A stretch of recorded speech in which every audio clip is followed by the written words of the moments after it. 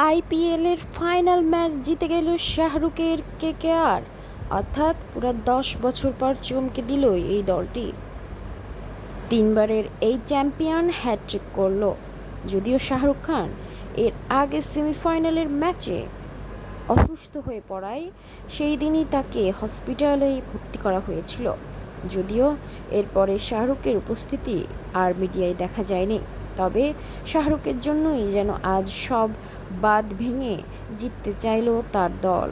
আর তার দলের এই উপহার শাহরুখ গ্রহণ করেছে, অসুস্থ অবস্থায় মাঠে এসেছে এবং সকলের সামনে তাদের শুভেচ্ছা জানিয়েছে। শেষে গম্ভীরের মাথায় যে চুম্বন দৃশ্য, সেটা নিয়ে গম্ভীর কিছুটা লজ্জা পেলেও শাহরুখ কিন্তু দ্বিধাবোধ করেননি। শাহরুখের এই আলিঙ্গন দেখে অনেকেই বলছে এমনই মালিক হওয়া উচিত।